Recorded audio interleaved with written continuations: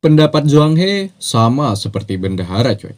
Dirinya menganggap bahwa Tuan Muda Nian melakukan kesalahan besar, yakni bisnis rugi setelah kalah taruhan dengan Bai Yi. Namun Nian tetap teguh dengan pendiriannya, sebab di sebuah buku tertulis, jika seorang lelaki melakukan perjanjian, maka sangat diharamkan untuk mengingkari. Itulah sebabnya mengapa Nian bersikukuh tetap akan menjaga Bai Yi dari ancaman para musuhnya.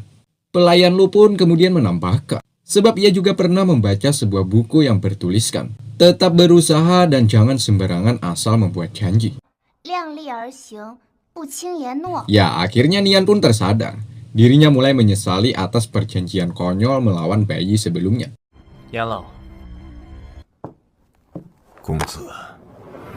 Tak lama kemudian datanglah bendahara membawakan sebuah pedang milik Bai. Ya, artinya negosiasi bendahara telah gagal. Hal itu membuat Tuan Muda Nian merasa kesal. Baru kali ini, bendahara telah gagal bernegosiasi. Sebab sebelum-sebelumnya tidak pernah gagal coy. Ya, dikarenakan Bai He dan Bai Long tidak memiliki akal.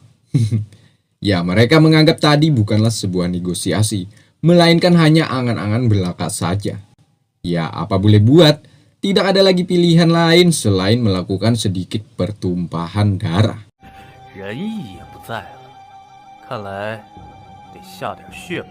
Singkatnya, pelayan Lu mengantarkan bunga yang bercampur ramuan untuk diberikan kepada si Er.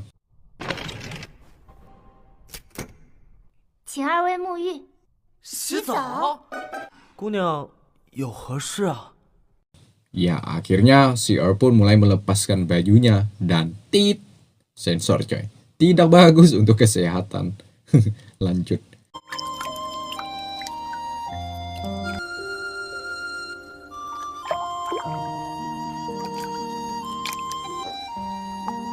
Sementara Bai Yi yang bukan muhrimnya, ia keluar. Tak lama dari itu, datanglah Tuan Muda Nian ke hadapan Bai Yi. Ya, karena tak sengaja lewat sini, sekalian juga Tuan Muda Nian singgah sebentar sembari menanyakan kepada Bai Yi. Pertanyaan tersebut, kok bisa kuil Sangling bermusuhan dengan Bai Yi? Bai Yi pun menjawab, karena ia bermarga Su. Jadi kemungkinan besar Bai Yi adalah putra dari Su Han. Mendengar itu, Nian hanya menganggap ucapan Bai Yi hanyalah bualan saja.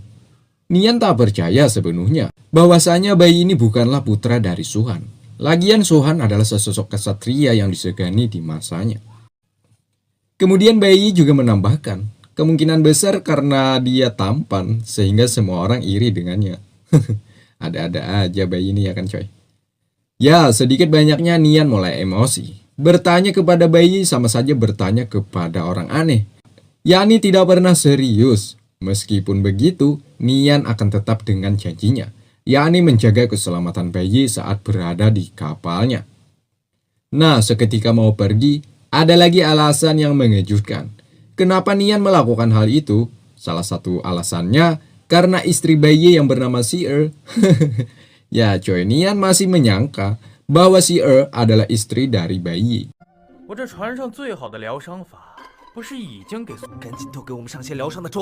Di sini Bai Yi pun mengatakan bahwa Tuan Muda Nian memberikan ramuan obat yang terkandung di dalam air di tempat yang dimandikan oleh si Er.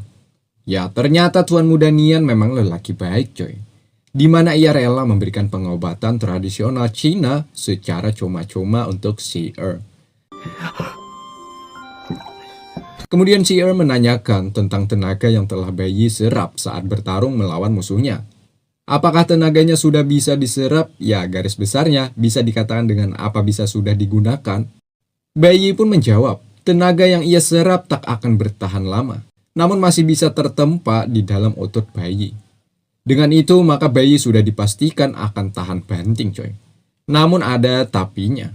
Setelah Bai Yi menggunakan teknik tersebut, kekuatannya pun akan cepat habis dan butuh waktu lama untuk mengembalikannya. Sungguh riskan bukan?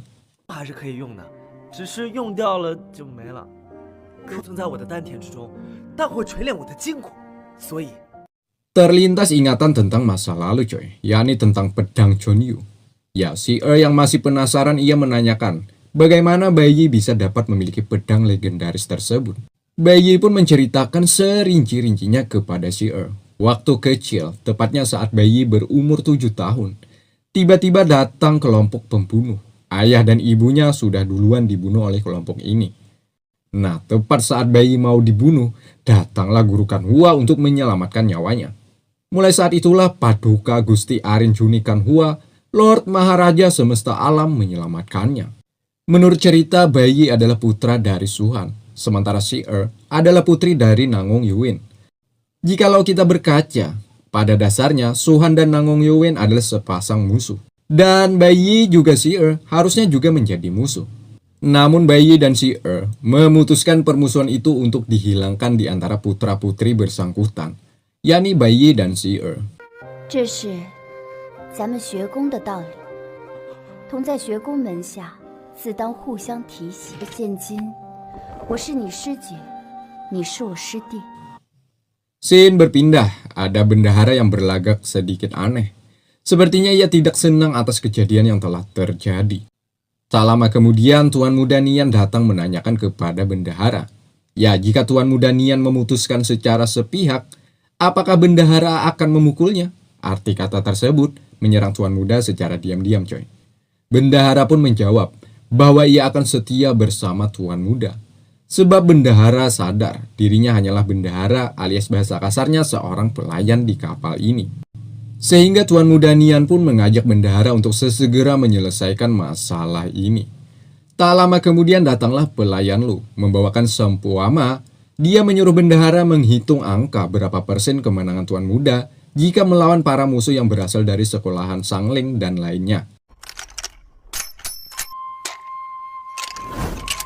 Dengan cekatan, bendahara langsung menghitungnya. Di kapal ini ada 300 prajurit. Ya, kita tahu ada bayi bersaudara yang berasal dari kuil istana.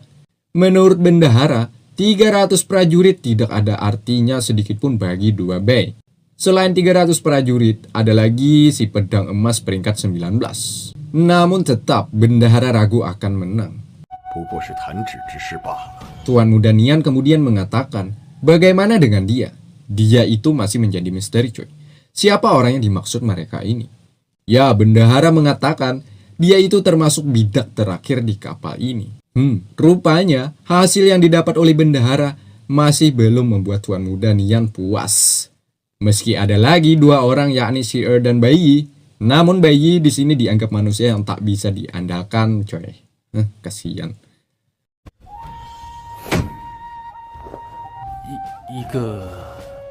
一个看起来好像没什么用，一个貌若天仙。 Kembali ke daratan, ada Feng Zhou yang terbungkus oleh perban dan Xiuling yang mengalami sedikit luka setelah melakukan pertarungan sebelumnya. Di sini mereka tetap terus melanjutkan perjalanan demi bisa bertemu dengan Si-er dan bayi tepat waktu.